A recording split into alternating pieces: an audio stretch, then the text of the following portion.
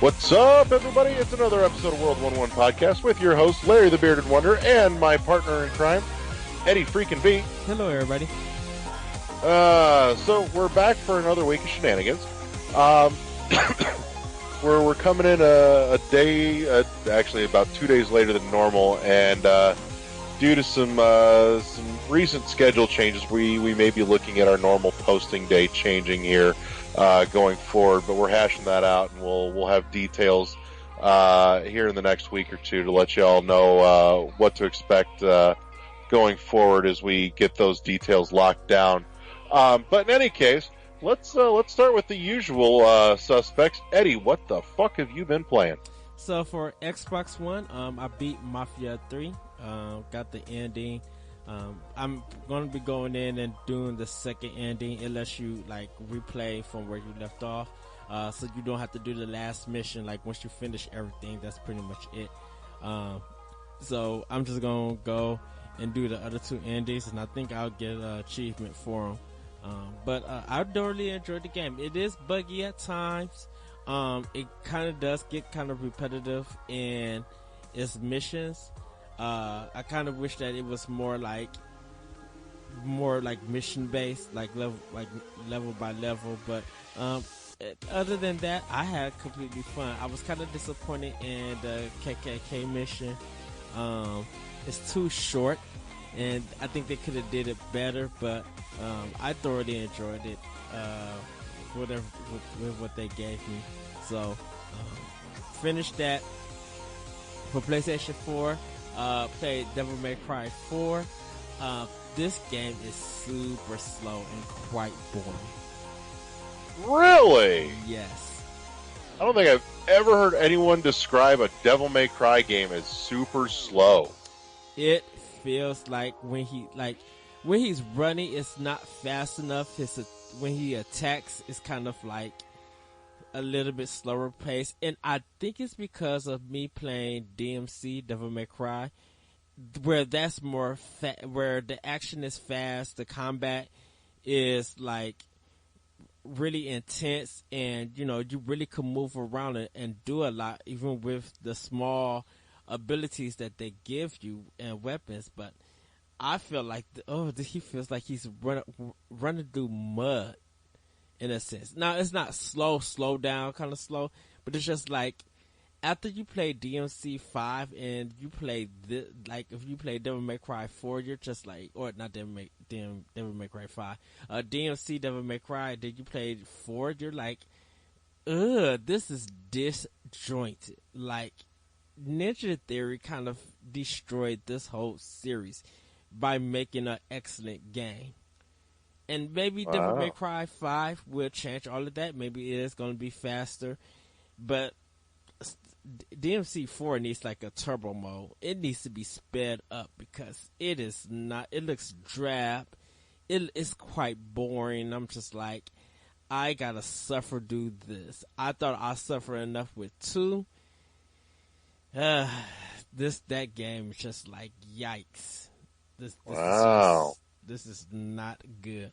And I don't understand why people got mad at Ninja Theory changing the format and changing the way that Dante looks. Because if I got to go through this whole game with both characters, I'm like, Capcom, you should have pretty much put an end to this game and continue with DMC Devil May Cry. That is some harsh critique. It's very harsh. And I haven't played Devil May Cry 3, but 4 is just like, this is Ninja Gaiden bad. Camera-wise. Like, this is just not fun. It's okay, but it's not fun. And I think games like, if you play Bayonetta 1 or 2, DMC, and some other stylish action game that's a little bit faster and a little bit better. Even some of the even Hyrule Warriors is quick and fun than Devil May Cry 4. I'm just like, this is kind of boring. Now I'm only on the 3rd level, but I'm just like, this is really dragging. So, and it feels empty. Like, okay, this was on the PS3. You got all of this big world, and the enemies look like this. The artwork is this drab in colors. Like, ugh. Yeah. Well, you got to remember they were going. That's kind of in the middle of the super high def, but everything is brown phase that the entire industry fucking went through. Yes. But then you go look at DMC, everything pops. Like and I think that's why I'm just like that's why something like Demon X Machina pops out to me, because it's very colorful and it reminds me kind of a DMC in this art style and this graphics. You look at Devil May Cry 4, it's just like, ugh, what the world was y'all thinking? Like, you put this color palette together with this slowdown on this engine of game? Nah. So, yeah, I'm going to struggle to do that for a while. But I also been playing Horizon Zero Dawn, just trying to platinum that game, get some trophies and everything. I'm doing it on easy because since I already beat the game, I could just get the rest of them on that level. I'm on that difficulty because I've seen everything and pretty much did most of the stuff. It's just some of the side like hunting trials I didn't do yet, and I didn't get the secret armor that's in the game, so I'm just working on getting stuff like that. On Switch, played some of The Messenger, and I'm kind of stuck right now because I'm at this boss that's supposed to that it feels long, and because you don't have really any energy bars, you go through. If anyone remember Teenage Mutant Ninja Turtles 2, the arcade game on NES, it's like when you fight the boss, they don't really give you any indication as to how close to dead they are. Yeah, but they start blinking colors. Okay. So that's what they do for The Messenger. Okay. So, no, I actually I can respect the old school nod there. Yeah. So because of how this boss is designed, it's too long for a game that's supposed to be like kind of fast paced and have this Ninja Gaiden aesthetic to it. It might literally take you 25 minutes to beat. See, the boss itself. Yes. Okay. I'm okay with a lengthy boss fight as long as it's interesting. That's the thing. It's not. Ooh. I mean, it's pattern based. You could tell all the patterns and be ready to do it. But I think because if you're playing with Joy-Cons, sometimes the button slips and you'll get hit. So I kind of want to play with the Pro Controller because I need bigger buttons for my hands. When you're trying to hit the B button to do a lot of jumping, it sometimes doesn't react. So I think that's your Joy-Cons, dude, because I don't have that issue. No, it's not my Joy-Cons, because it reacts sometimes, but I think it's just like, yeah, I'm not playing the Joy-Cons on the grip. I'm playing them on the actual Switch, so I kind of want to play it with my Pro Controller for this game, and really for a game like this, that's gonna like kind of make your hands sweaty at times because so much is going on and you want to continue the flow. You kind of need bigger buttons, and I think the Pro Controller would do that justice. But I am enjoying it. See, I don't know if it's an issue of bigger buttons so much as a better grip. For me, it is. With a game like this, because definitely when I was playing the original Ninja Gaiden on NES, my hands would get sweaty due to me doing repetitive controlling and just being so into the game and stuff. The B and A button fit my hand so well that it was able to respond better. But not so much when you're trying to keep this flow going on the Messenger. I'm not saying that the game is bad or anything. I'm just saying that this boss fight is just because it's too long. You kind of want it to get over sometimes, and when you don't have correct, precise jumping or you're not able to hit the enemy where in his hit points that you need to hit him at. It just makes it longer and longer. And then if you completely die, when you go back to the checkpoint, they don't really fill your health bar up. So now you got to make sure that you just don't get hit, or you have to do that whole boss fight over again from the beginning. Ooh. So they're definitely pushing the challenge. Yeah. Okay. So I can respect that. I mean, as long as it's not like blatantly unfair, as long as the challenge involves actually, it's like, here, it's hard because you have to be good. it's fair enough, but it's when the part that you want to hit just is continually being blocked, that you can't hit it. The vulnerability is at set times, so you got to get there quick in order to hit it. And if you hit it like once or twice, you got to wait for the whole 3 cycles back to where his points get vulnerable again. And it takes real long to do that. And if you die, you have to do all of that all over. Yikes. So I've been hearing, and I'm curious, because you said you're not real far in, correct? Yeah, I think I'm at the halfway point of the game. Okay, because I've been hearing tell that the halfway point of the game is where the structure really changes from that Ninja Gaiden feel over to a little more Metroidvania feel. Yeah, that's the part that I'm at. So once I beat that boss, I go into the Metroidvania stuff. Okay. So, I'll be working on that, trying to defeat that boss. But also been playing more Dead Cells. Haven't picked it up in a few days, but I have been getting further and further. Trying to get back to that second boss that I fought last time. The Timekeeper? No, he's the one that's in the castle. The Corsair. The Concierge. He's the first boss. I thought he was the second, because the first one I fought like in the sewer. Not the sewer. Like when you first land, it felt like that was a boss fight there. No, the Concierge is going to be the first boss that you're really going to take on. Okay. You might be thinking of having tackled some of the elites, maybe? I think so. It was like kind of the least before you get to like turning in your cells and stuff like that. I think it's that, or before you get to that before you get outside, if you go up to the rampart. Right. Like yeah.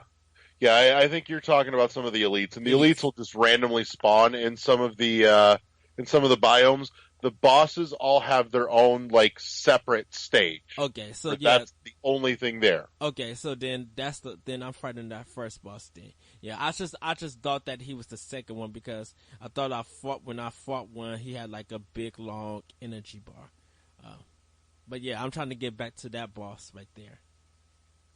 So. Yeah, I mean, again, the biggest thing you can do is really just repetition, and stick with it for a couple days straight, and you'll learn what works for you, and you will learn where to pump your resources.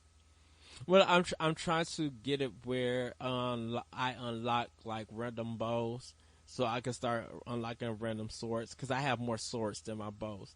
But I'm normally putting like on Switch, I'm putting on ZR for the firebomb.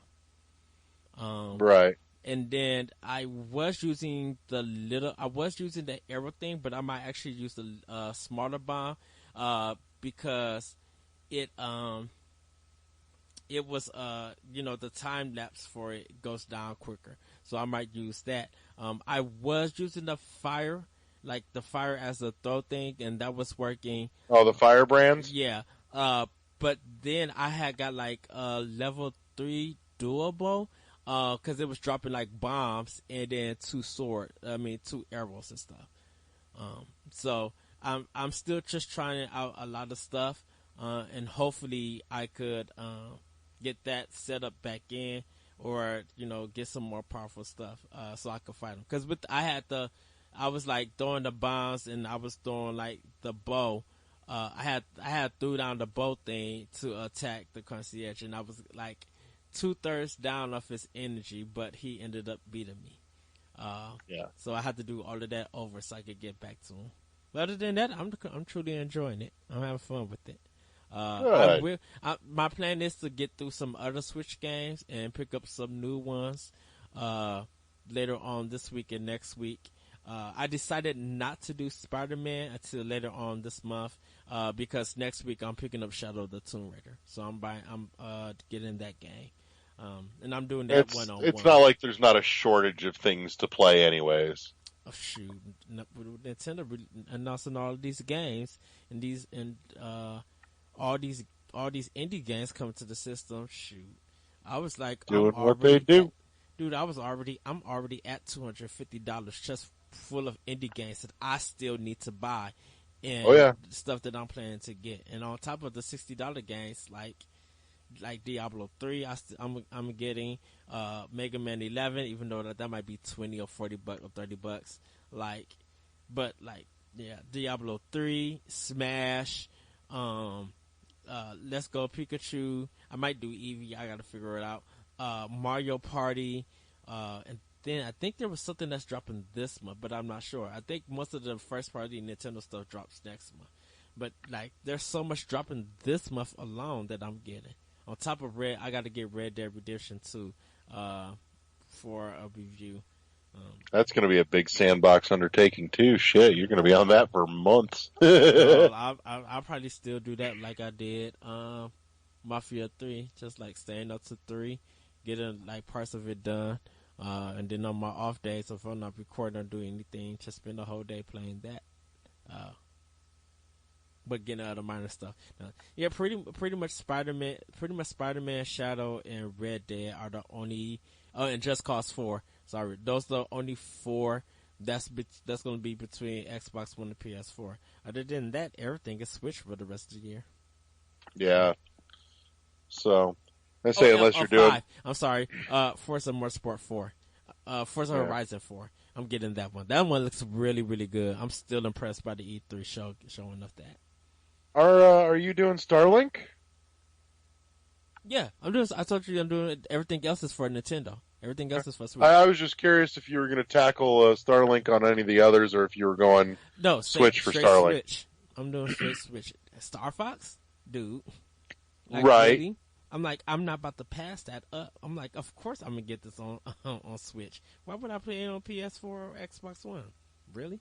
If I feel like if that game allows me on the go to carry it, so if I'm like decide to go on the trip or whatever, and I want to play Starlink, I want to play it on the go. Oh yeah. And plus, it has like some RPG elements on the ground, like on the ground stuff. Oh, heck yeah.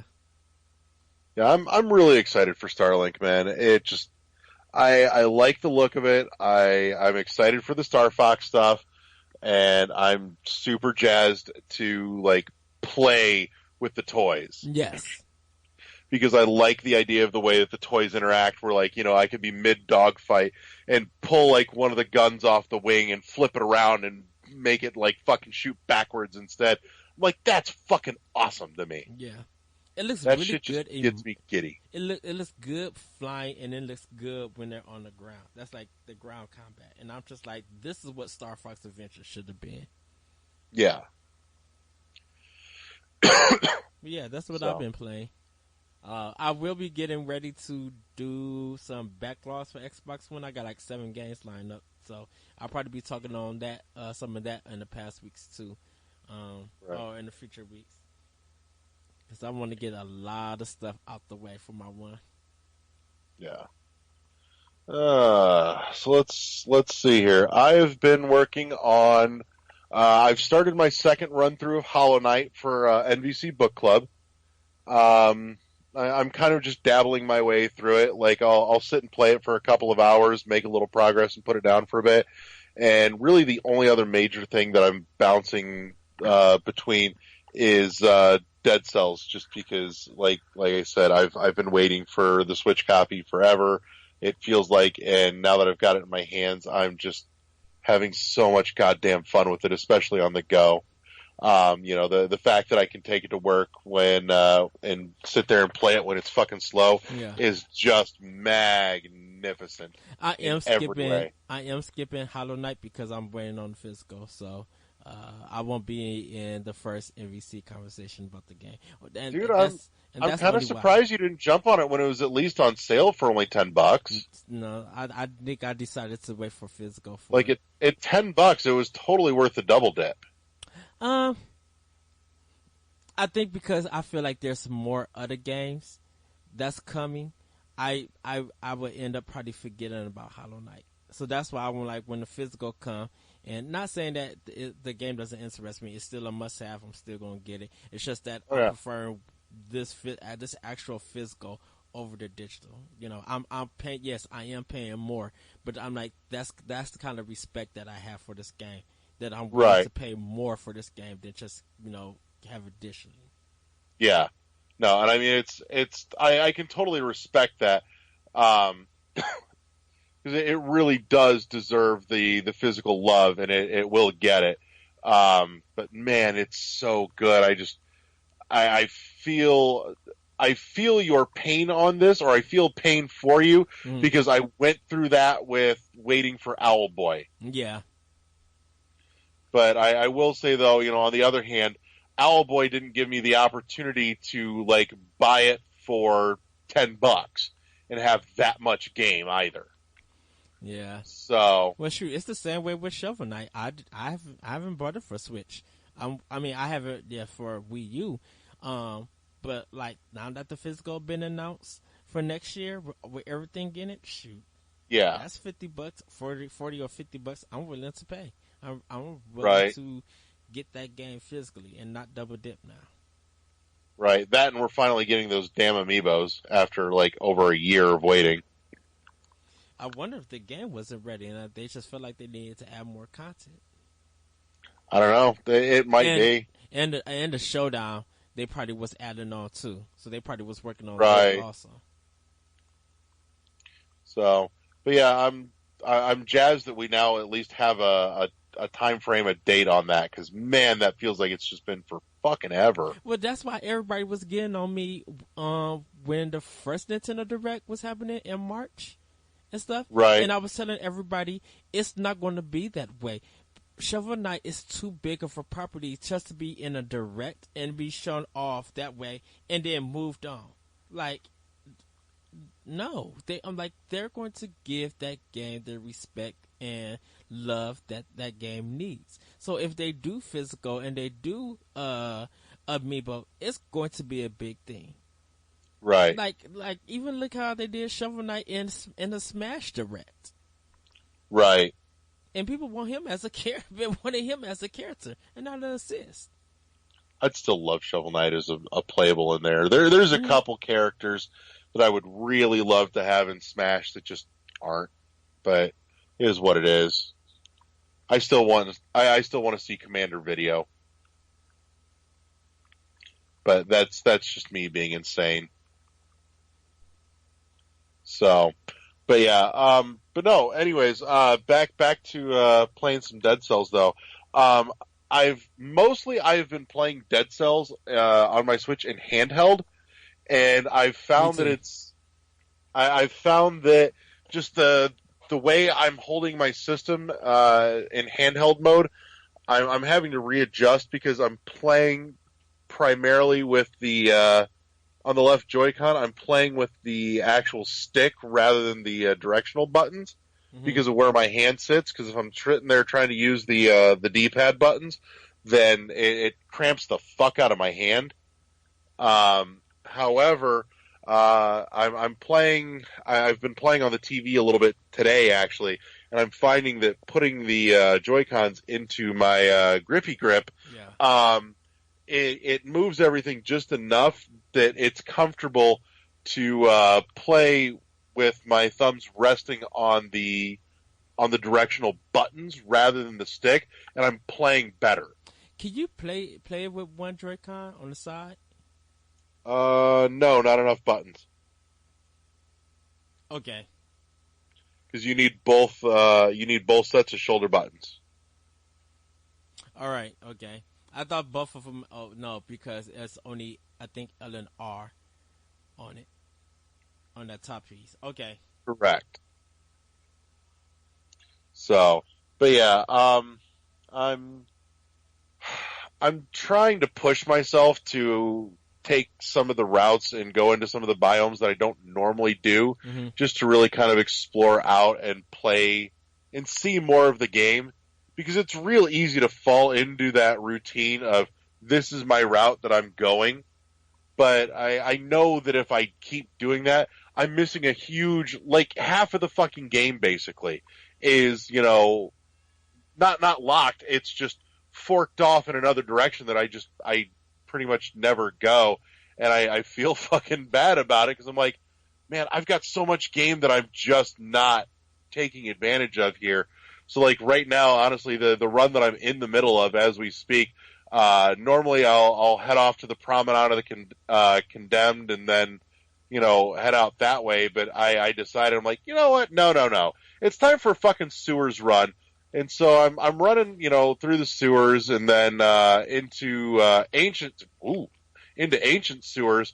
And so instead of hitting up and going against the concierge for my first boss, instead I'm going up against what is it, conjunctivitis, whatever the fuck, however the hell you pronounce it, which is a considerably more challenging boss Hmm. than the concierge, but it's just as rewarding, and it's still really enjoyable. But then it's also led me to a biome that I've barely ever touched, which is the graveyard, and the graveyard is fucking cool. Like I'm sitting here playing with screenshots, going, man, everything in the graveyard just looks fucking awesome. I I wonder, mean, is again, it? it's super challenging. I wonder when you go to different areas that leads you to different paths. Will you touch it still do the main game, or if you missed it, that's it until you do a replay? Wait, run that by me again? Like if you like do the like if you go uh do the rampant, go to the castle, fight the concierge, and then continue to progress that way. If you never touch the sewers or the graveyard, uh is that it for that run? Like Right. if you beat the whole game, you never visited those places. When you replay the game again, that's the only way that you get to it. You have to go through the sewers to get to the Correct. graveyard. You have to do that for the whole game. Right. There Okay. there is a specific path set of forking pathways in order to get to certain biomes. Now there's a few where you can go left or right, so to speak, Hmm. and come back in the middle. Um, but there's some where you can only get to them if you take one specific pathway, and it won't let you back. It'll keep forking off until eventually you're back at. I think that if I remember correctly, they all end at High Peak Castle, followed by Hand of the King. I wonder how many bosses do you fight through the game for one Uh, run? off off the top of my head, I can think of Concierge, Timekeeper, Conjunctavius, and Hand of the King. So that's four full bosses. There might be a fifth in one of these pathways that I haven't really But if played you with yet. but if you do one run, if you was able to make it through one run, you'll at least fight through four bosses, like three No, no, no, bosses no, and the no. main one. If single run, the most that I can think of would be three bosses. So working backwards, Hand of the King would be your end boss, Yeah. and then if you're going the starter route, you before that would be the Timekeeper, and then before that would be Concierge. If you're going kind of the alternative, um, Hand of the King, not 100% positive, but possibly Timekeeper. You might make your way back to Clock Tower. I've seen a map for it. I just don't have it memorized. So if I beat the concierge, I will be going to the hand of the king. Everything leads to the Hand of the King. I Hand mean, of the King is final boss. but because I'm finding concierge as my first boss, If you fight Concierge as your first boss, yeah, your second, I'm almost 100% certain, is always going to be Timekeeper. Timekeeper. And then after I fight him, it's the Hand of the King. Right. Okay. So, but yeah, it's like I said, I'm forcing myself to appreciate the actual size and scope of the game, and I like doing it. I do. Like, I don't regret it. I don't regret the fact that I don't do it as often because it kind of makes the others feel more like a treat. Yes. That it's something that I only engage in occasionally, but I'm perfectly okay with that. I will say, playing in the graveyard right now, I'm looking at like some of the enemy types that I literally don't see anywhere else. Like there's these fly people that, like fly people zombies, basically, that are really fucking cool. And they wander around, and when you kill them, they spawn the little flying scarab beetle bastards. That, they're kind of almost like a souped up version of the worm men. And again, just the design on them is really cool. And it's got that perfect creepy vibe that I'm loving every bit of. So, and the other thing too is that, hitting up something like the graveyard that I've only done, once or twice really means that it's a biome where I'm not super familiar enough with it to where the fundamental layout of the level structure is enough of a mystery to me that helps keep it feeling fresh. And so, I know a lot of the biomes, even though they randomly generate every time so that the details are different, but you'll notice that they all have a fundamental basic structure that you can always count on. And the details are what changes every time. But, doing stuff like the graveyard and some of the others, that I don't normally, means that even though I know that, yes, they have some fundamental basics that are always dependable, that I don't know it well enough for it to feel routine. And it helps keep that mystery and that fresh feeling. And I think that's really fucking cool. Yes, I am basically sucking this game's dick because it totally deserves it in my book.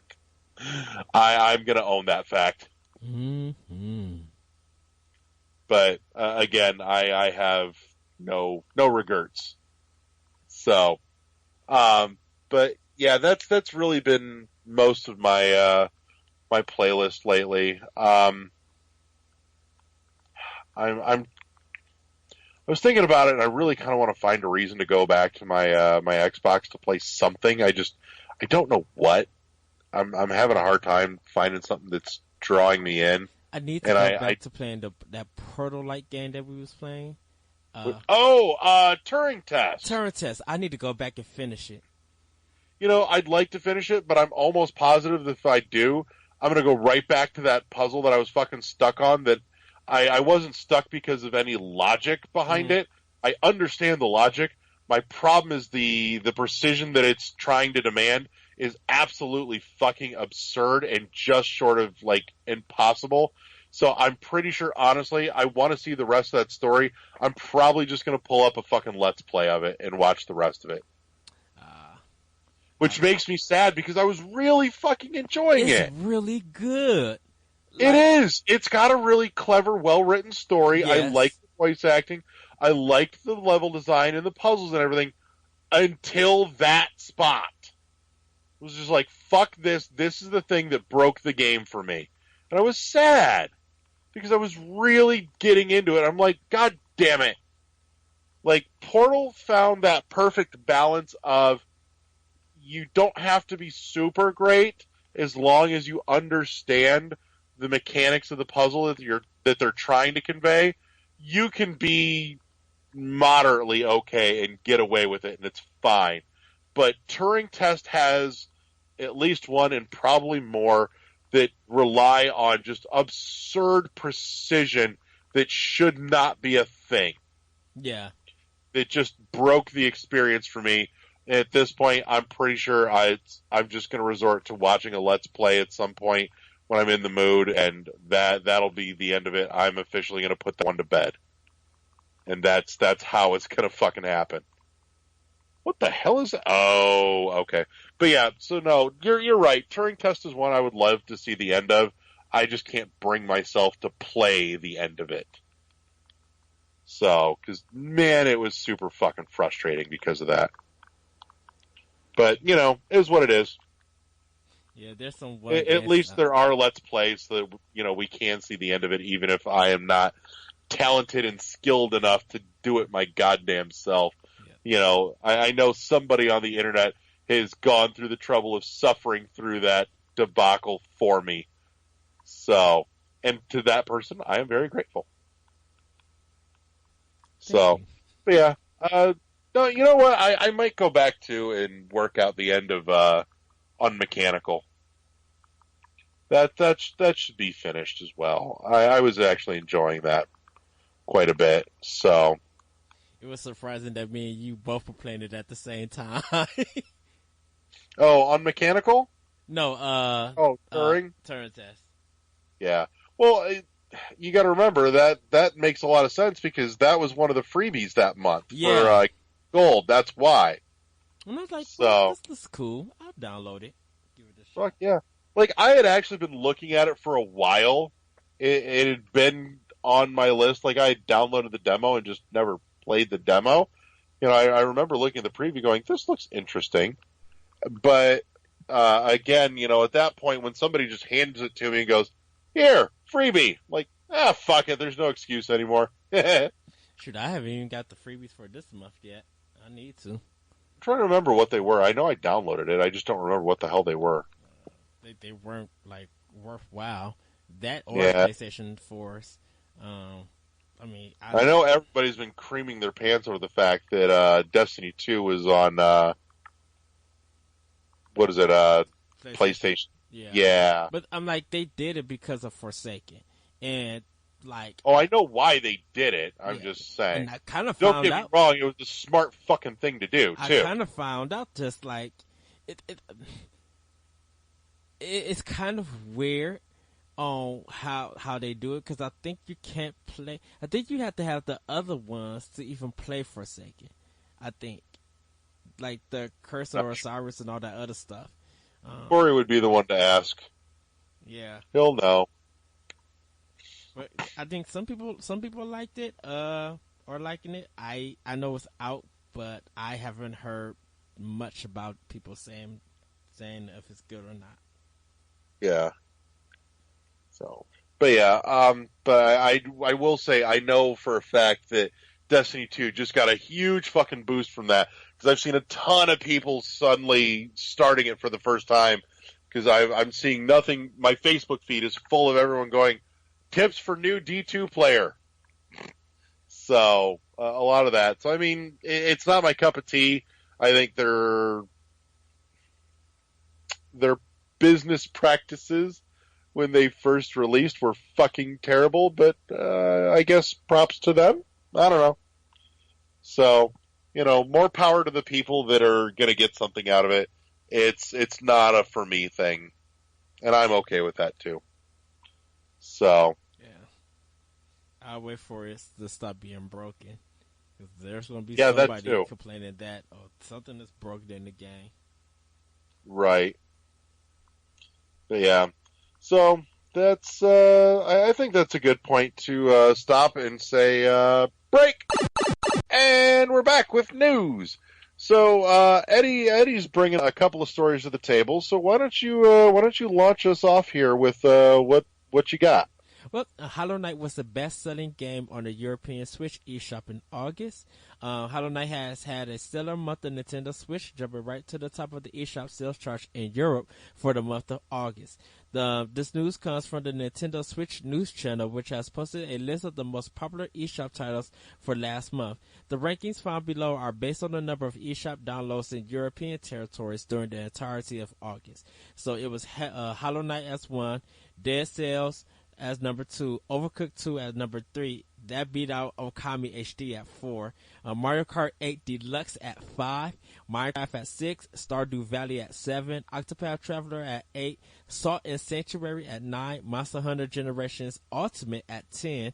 Rocket League at 11. Into the Breach at 12. Arcade Archives versus Super Mario Brothers at 13. Owlboy at 14. And Enter the Gungeon at 15. Yeah, so I mean, obviously the two big ones here are Hollow Knight and Dead Cells. I will say I can. There's a couple things that make me think that these are the reasons that Hollow Knight topped out Dead Cells for the month. The first being price point. Plain and simple, Hollow Knight already comes in at like, even at regular price, $10 cheaper than Dead Cells. Mm-hmm. The other is that, and I don't know for sure if Europe got the Hollow Knight sale that we had here in the States. There were some European sales, but I don't know if Hollow Knight was part of it. Hollow Knight probably would have been part of it, but they did get some sales. Right. Plus, you figure, too, Hollow Knight had the last batch of DLC, the Godmaster DLC, come out at the same time. So to get that full, enormous game for, $10 US, I'm sure, roughly equivalent in euros, pounds, whatever the fuck, is a fucking steal. The most I could think about this, to me, is that Mario Kart 8 Deluxe is on this list. So that thing came out last year and it's still making buttloads of money, of sales. That doesn't stun me a lot just because, Nintendo games in general always have a real long tail on them. And on top of that, something like Mario Kart, especially, that's, monstrously replayable, obviously. That's one of those things that as more and more people are buying Switches, that obviously, that's a go-to game for everybabhy. Yeah, it's good to see. Well, Owlboy is on there. Monster Hunter Generation Ultimate is a surprise that's on there. Even like at, I think it was at number 10. I was just like, shoot, that game just came out. And Octopath Traveler, which was like kind of at number 1, now being at number 8. I think more people are buying that physical than digital. But just to see this, I'm kind of happy that Dead Cells, Overcooked 2, and Okami HD are at least like 1 through like 2 to 4. No matter what the listing is for it, I think Okami should be number 3. But I'm happy with this whole list just to see that a lot of these great titles are on there. Minecraft is still doing what it's doing, so Microsoft is still making them coins. Stardew Valley still making that money. Rocket League is still making that money. And with Enter the Breach just like kind of being announced out of nowhere to get on this list, I'm assuming that I'm assuming that it probably had maybe 11,000 downloads. Yeah. So, yeah, I mean, Into the Breach seems to have done pretty well for itself as well, which is fucking awesome. All the love and support to that game. Yeah, so I mean, this is a strong list of games. Oh hell yeah! I definitely could see. So, but yeah, we haven't got one for August yet for America, but I hope to see what the list is going to be on there. I kind of can't wait to see what the list is going to be for September and October, because that's going to be really interesting. Yeah. So, but no, it's a solid fucking list. It's goddamn impressive. It's great to see that, a lot of these indie games are getting that love. I just saw somebody post something about, indie fatigue. Do you have it? And I'm like, me personally, no. And according to the sales chart, nobody else fucking does either. Exactly. So I'm like, I'm fucking cool with that. Let's keep it rolling. I will say the only thing I would really like to see, I have no objections to, bring me more indies, all the indies, but I do think I would like to see a little more um, variety in the indies. Yes. There's definitely a few genres that these developers tend to like to lean into, and don't get me wrong, one of them happens to be my personal favorite, which makes me a very, very happy clam. But I would love to see uh, more variety in terms of the genres that they lean into. Um, and I don't know. I think really that's my only niggling complaint, and if that's the only thing I really have to complain about in that regard, I think we're doing pretty fucking good. Yeah. So, one that I wanted to hit on because I am super fucking excited for this, and Eddie, I'm pretty fucking sure you are too, considering what you ordered for yourself and me. Treasure was teasing that we may be getting a physical copy of Ikaruga for the Switch, likely coming by way of Nicholas, is the rumor I'm hearing. I've bought this game once, twice, three, four times now. Fuck, I'll get a hard copy. It'll be $5. It'll be fucking awesome. I think I bought it 3 times. I've bought it. I've bought it twice on the GameCube, once on the 360. And once on my Switch, and then I'll now be up to a second time on my Switch. So I bought it on one because of the 360 compatibility, so I did that. It was only $6, so it wasn't bad. It was like a really good sale. Good sale that they had. I'm like, thank you, Microsoft, for throwing your 360 backwards for like 85% off. God bless. Yes. Switch, I had just pre-order. Switch. Ikaruga was my first digital pre-order on Switch. The Messenger was the second one. But I was just like, that mug touched down. I was just like, I'm ready to go. And man, it's just so good. So this physical, if it happens, I'm tempted, but I don't know yet. It is Nicholas though. So I'm kind of just like, I might just order it from y'all website to make sure that I'm guaranteed to get it. Yep. Yeah, like it's one of those numbers. Yeah, I'm pretty sure that I'll end up ordering it from Best Buy as per usual and take advantage of my 20% off. I'm kind of like, screw Best Buy for me and Target. It's just like, yes, Nicholas, send this to me exclusive. Like this is exclusive to me. I feel when I get it if I order from Nicholas. Yeah. And heck, why y'all at it? Just throw in Radiant Silver Gun. Stop playing with my emotions. like if you gonna do, like, if I was Nicholas, just announce Ikaruga, Silver Gun, Radiant Silver Gun, and Sin of Punishment 1 and 2. Give me a 4-pack for $60. I'd also like to get some Darius Twin in there. I think, isn't Darius Twin? Didn't they announce something for Darius Twins being on Switch or one of the Darius games? Not that I remember. It doesn't mean that they haven't. It just means that I don't remember it. So I'll take Parodius over Darius. Parodius and 60 Parodius over Darius Twins. I'm sorry. I don't know. After what I got to play at the arcade a couple months ago, I'm gonna go ahead. Darius one that's a must have on Switch. That thing was just fucking sick. Yeah, that one. But I think some of the games in the series I kind of prefer over. Dang, yeah. No, that's okay too. I'm just saying these are things that I really like and appreciate, and I would love to have more of. Yes. So I'm already want Treasure to bring Guardian Heroes and Mischief Makers and Alien Hominid?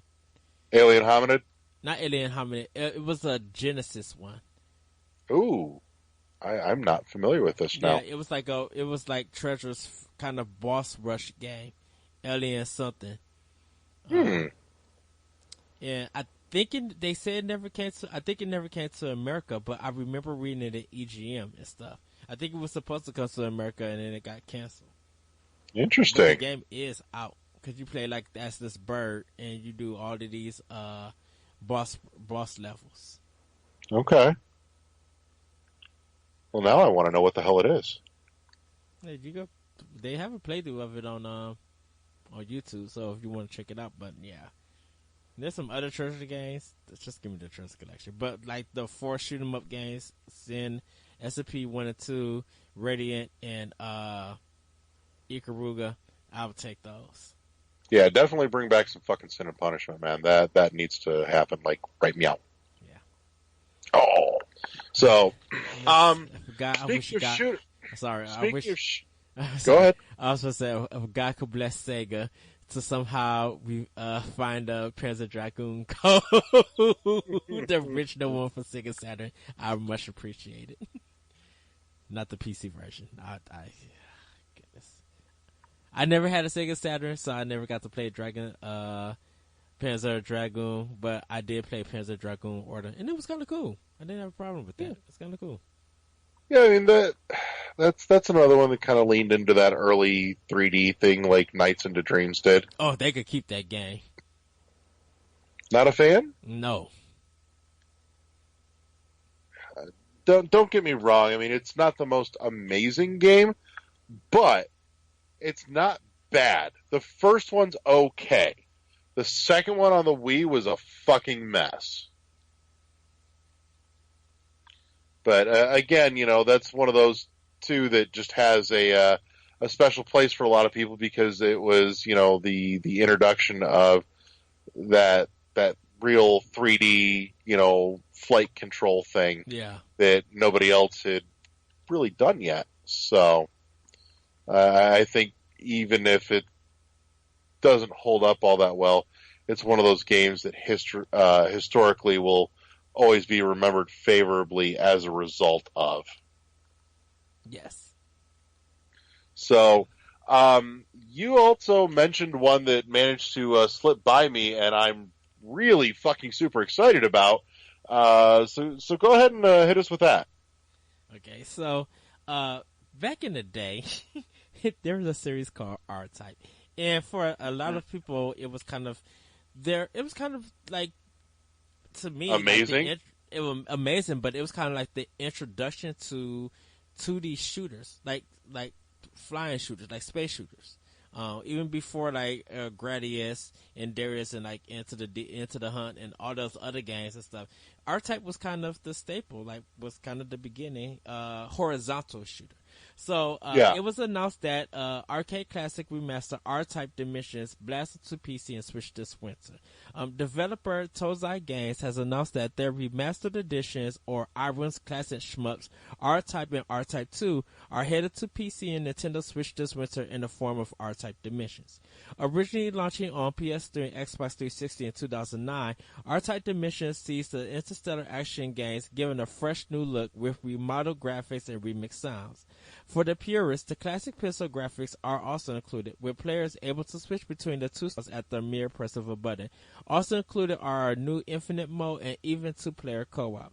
Taking the arcades by storm in 1987, R-Type sees players steer a small but powerful ship against the overwhelming forces of the Beetle Empire. The game was highly praised for its fast action, special effects, and memorable boss fights. R-Type 2 and memorable boss fights. R-Type 2 arrived in 1989, bringing with it new weapons, stages, and enemies. R-Type Dimensions launches this winter on PC and Nintendo Switch. Now, we won't mention Super R-Type on Super Nintendo because the slowdown in that game was yikes. You know what? I don't care if it's got R-Type on the fucking label. I still had fun with it. You know what? I suffered and played that game all the way through. I mean, it's R-Type. Like, exactly. Like, even the worst R-Type is better than a lot of other shit. Yes. So, when I seen this, I'm just like, oh yes, this must be on my Switch. Hell the fuck yes. There isn't a price point at this time, but hopefully, even though it'll be digital, hopefully it gets a physical for $29.99 or even $20. I would love a $20 or $24.99. Hopefully it comes out for that price of its physical. But I'm down for playing that game if they give it to me for physical. Yeah, I mean, I'm totally okay with paying like $30 for a hard copy on that. That doesn't bother me in the fucking least. Just include a soundtrack and uh, a instruction booklet full of art. Like have Right. some goodies stuffed in that mug. Now, what I really want, though, is as much as I'm hyped for this, what I really want is motherfucking R-Type Final. I never got to try that one. Oh my god. Okay, so two things. One, R-Type Final is fucking awesome. Yes. The game itself plays great. It's a ton of fun. It's it's goddamn brilliant. Two, the final stage. At first, you're like, okay, it's just this weird background thing. You don't really pay much mind to it. It's not spacey. It's just kind of like weird, ethereal sort of thing. Mm. Well, there's a little more to it than that. Well, we had this discussion. Yeah. So for anybody that's new that has not yet heard this, though, the background of the final stage of R-Type Final, when you actually start paying attention, you will discover it's actually just a repeating silhouette of two people going at it and fucking in the back, like full on. I'm like, what the hell? But I was just jaw dropped that somebody did this. It slipped out and nobody fucking noticed until after the fact. It's hysterical to me. And it's just like one of the ballsiest things. I died laughing when I realized what was going on. It And, is Japan, so. oh, I know, but God, it's fucking funny. Like, how did this get past the censors? So, but no, I have a weird soft spot for R-Type Final, especially just for the combo fact that it's a great game and just the absurdity of what happens in the final level. So, but yeah, that's a thing that I would love to see happen as well. I'm trying to think. Did we have anything else that we were covering, by the way? Just the last story. Dead Cells on Switch is outselling the PS4 version by a factor of 4-1. For some reason, the game industry doesn't seem to like sharing sale numbers with the public, so it's always interesting to hear about how a current game is doing straight from the source. The writer of this story and you can find these stories on Destructoid, he was at PAX, and he spoke briefly with one of the marketers behind the indie sensation Dead Cells, who mentioned that the game is performing much better on the Switch than the PS4. There was no concrete numbers provided, but was told that the Switch version of Dead Cells is outselling the PS4 version by a factor of 4-1. There is more to it. This isn't totally astonishing since those who own a Switch tend to prefer having the option to take their game on the go. It is at least a little surprising though, especially when you consider the disparity in the size of the PS4 and Switch install bases. Over 76 million PlayStation 4 consoles have been sold worldwide, compared to about 20 million for the Switch. The versatile console has nowhere to go but up, and some analysts are predicting it'll actually outsell the PS4 sometime later this year. Dead Cells is a fantastic game no matter where you play it, but it's good to see that the controversy surrounding the title's IGN review hasn't hurt Switch sales. Some have complained about stuttering on the Switch version, but an upcoming patch by a developer Motion Twin aims to smooth out some of those problems. Games with pixel graphics look particularly nice on the small screen, and performance tends to be a less of an issue when Switch games aren't trying to push more than the system can handle. This isn't the first game to perform better on the Switch than one of the other major platforms, but the strong sales are a good indication that consumers particularly enjoy having the option to play their games wherever they like. Other developers are bound to take note, and they can only mean good things if you're a fan of indie games on the Switch. Damn straight. So hitting on a couple of those notes, I will say yes. There is some stutter in here where it misses a handful of frames at a time. But, and while yes, it's annoying because of how just smooth the combat and the motion in the game is. Visually, it's a little jarring, but in terms of actual gameplay, it's honestly not a big deal. And the reason I'm pretty sure I was thinking about it a little the other day is it feels to me like the reason being that it doesn't feel like, such a big game breaking issue is that because everything is so smooth and consistent in terms of movement and combat that even if the game skips a handful of frames, exactly where it's going to land as soon as it picks up. Yes. Just by it doesn't feel like it's not slow down. It just picks up exactly where where you think you should be, and it gets that perfectly right. Second, yeah, this is a great on the go game. It's one of those where you can put in, 10, 15 minutes on a single biome and be perfectly happy, or you could totally put in, like half an hour for an early run and do great with that. Or your later runs will probably run you about an hour or so, and that's okay too. If you've got just a little bit here and there, and that's not a bad way because you can totally put it down and pick it up at the exact same place you left off.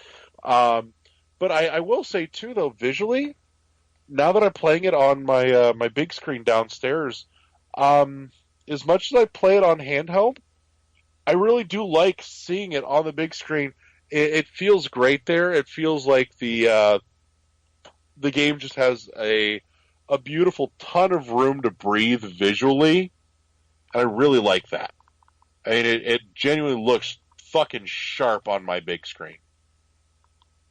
So, Well, it's kind of weird with Dead Cells outselling on PS4, because like Chasm came out around almost close to like a week before Dead Cells, and we haven't heard anything else from that game, cell wise. yeah.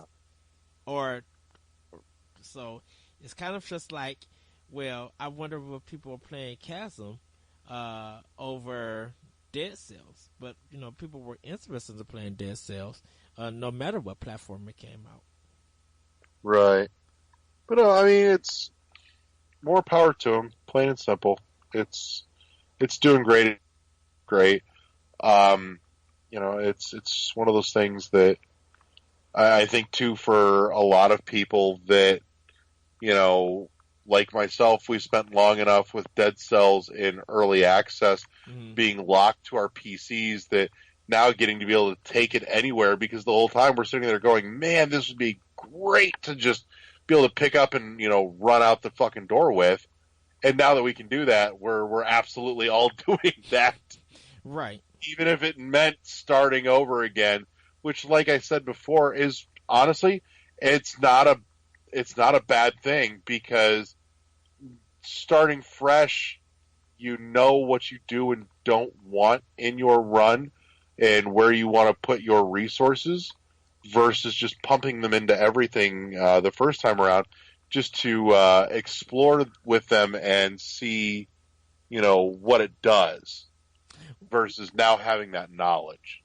Well, it's just good to see. Well, it's very interesting because these indie games on Switch are beating PC, meaning that they're beating out Steam, or selling more than Steam. So when one system is beating out other consoles and PC, that's very interesting. Like, I thought more sales of Dead Cells would be so good on Steam, even when it got its final version. But it just seems that Switch just kind of outdid that. I am kind of curious to see how they factored in PC sales when you include everybody that bought in on early access, because they now already have the final game because they bought in on it. I'm curious to see how that all comes together numbers wise. Yeah. So, because I don't know if those are being included or not. They're obviously not saying, but I know that it did sell pretty fucking well in early access, where it was available for over a year in early access. So yeah. So I mean, it's good for Mushroom Twin because maybe we'll give them more new content from Dead Cells, or they did say in an AMA that there should be some additional content coming down the line. So we've not seen the last of it.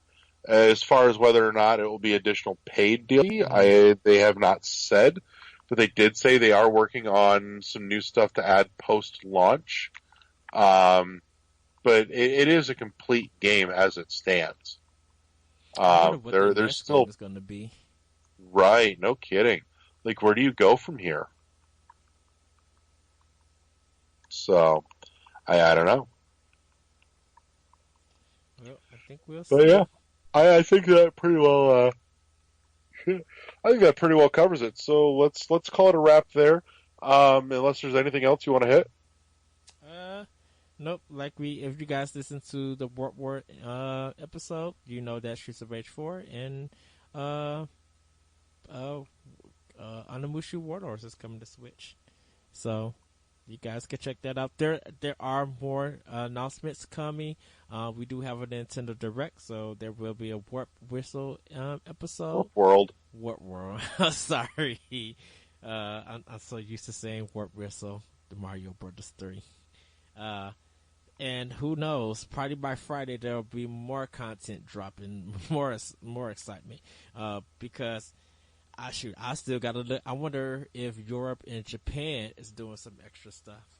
But I don't know if they're doing their own direct, and I want to watch that stuff because they might have they got some games that haven't even been announced yet here for America that Square Enix is doing. Right. Oh wow. So. Yeah, we'll be watching that tomorrow, and then we'll be putting together another Warp World episode for you guys. So make sure you stay tuned for that. And the easiest way to make sure that you don't miss it is to subscribe to our show at our home on ShoutEngine.com by plunking our show into your RSS feed, or you can jump into the easy, convenient options of iTunes or Google Play Music and subscribe to us there. Google Play Music has that awesome little auto download feature too, where they'll tell you, "Hey, there's a new episode," and we downloaded it for you. No, the Google Play Music could just get their store together. You know what? It works pretty well for me. I've been trying to find some other podcasts on Google Play, and I'm just like, where the heck is this at? It's not showing up. I put in the title, and it don't show up. Maybe they fixed it. So, yeah, I think that's it. I think we covered it. So, good job. Go Team Venture. Oh, wow. Well, is that all, Larry? I think that's it. All right. Then, oh, no, one other thing. Just, additional pimp. We're about a week in now, but now is also a great time. There's still tons of time the entire rest of the month to jump into the NVC Video Game Book Club, where we're tackling Hollow Knight for our Game of the Month this month, and we'll be having a delightful podcast discussion at the end of the month. So we're going to be picking a couple of the most active people on the group page there involved in that discussion for the podcast at the end of the month, and we hope you'll join us and come play with us. So everybody, we will see you next time on World War I Podcast. Bye, everybody. Good night. Peace.